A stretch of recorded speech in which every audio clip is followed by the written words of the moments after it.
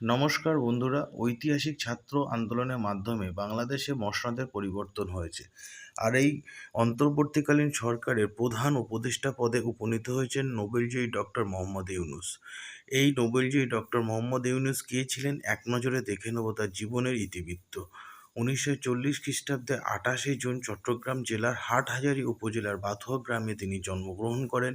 তার পিতার নাম ছিল দুলা মিয়া সওদাগর এবং মাতার নাম ছিল সুপিয়া খাতুন। তার সহধর্মিণীর নাম ডক্টর আফরোজি ইউনূস। এক নজরে এইবার দেখে নেব তার শিক্ষা জীবন সম্পর্কে। তার প্রাথমিক স্কুল ছিল মহাজন ফকির স্কুল। এরপর চট্টগ্রাম কলেজিয়েট স্কুল থেকে ম্যাট্রিক পরীক্ষায় 16তম স্থান অধিকার করেন। তারপর চট্টগ্রাম কলেজে ভর্তি হন এবং সপ্তম শ্রেণীতে থাকাকালীন তিনি কিন্তু বয় স্কাউটে অংশগ্রহণ করেন। তারপর দীর্ঘদিন আজাদী পত্রিকায় কলাম লেখার কাজে তিনি নিযুক্ত ছিলেন।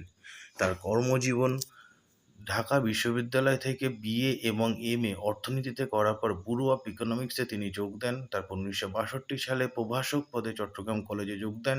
এরপর 1969 সালে মার্কিন যুক্তরাষ্ট্রে অর্থনীতিতে পিএইচডি লাভ করেন। 1969 সাল থেকে 72 সাল পর্যন্ত মিডল টেসনি ইউনিভার্সিটিতে তিনি শিক্ষকতা করেন।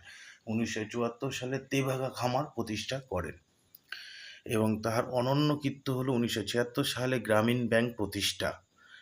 এই তিনি কিন্তু দুটো বই কিন্তু লিখেছেন বা গ্রন্থ তিনি কিন্তু রচনা করেছেন এবং সর্বশেষে তার অনন্য সাধন হলো নোবেল পুরস্কার এবং 48টি সম্মানসূচক ডক্টরেট উপাধি তিনি লাভ করেন।